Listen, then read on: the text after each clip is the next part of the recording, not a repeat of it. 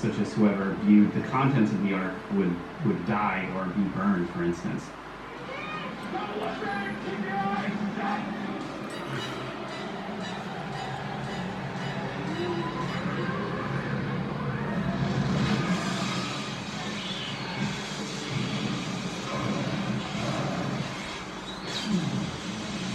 Interestingly, when we track down the name of the actor in the movie who opened the Ark in the movie, the actor's name is Paul Freeman.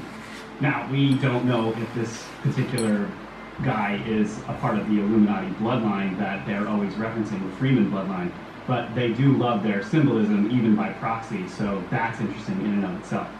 The Ark's powers are commonly known by researchers to have been combined in the movie with the legend of another artifact, the most powerful one in the history of our world, the Spear of Destiny. The legend grew around it, gaining strength with the passing of the centuries, that whosoever possessed it and understood the powers it served held the destiny of the world in his hands for good or evil. This legend, which has persisted through 2 millennia of Christendom, has seen its most dreadful fulfillment in the 20th century. The Spear of Destiny by Trevor Ravenscroft.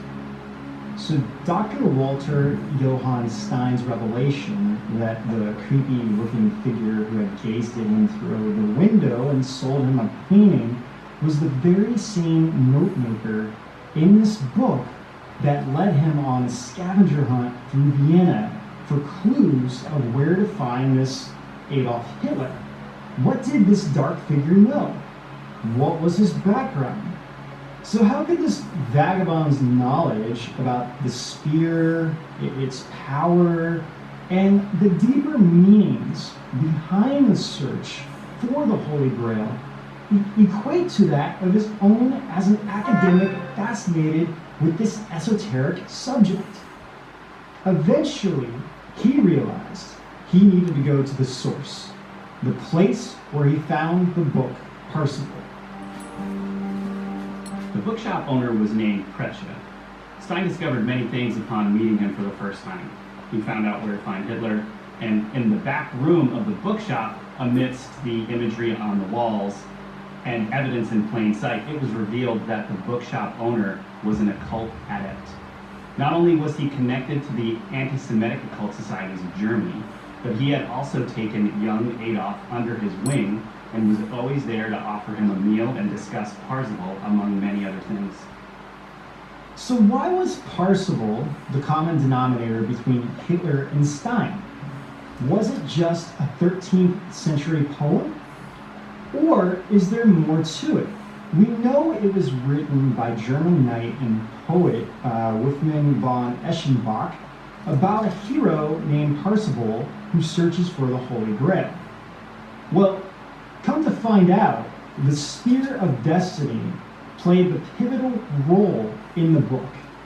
Now, this poem has fascinated people for hundreds of years. I mean, this is no small issue. Figures like Wagner were influenced by it and wrote world-famous operas about the Grail and Spear. And even Friedrich Nietzsche was fascinated by it. Many believe that through the book, one could enlighten to higher mysteries of the Holy Grail and the secret powers that came with it. The notes in this copy of Parzival were extremely detailed and anti-Semitic in nature, as you can imagine, and in some regards, bordering on psychotic and delusional. What worried Stein more than anything was that the notes, in some regards, had the influence of the occult in them. So trying to find this figure Hitler was really an act of compassion from Stein.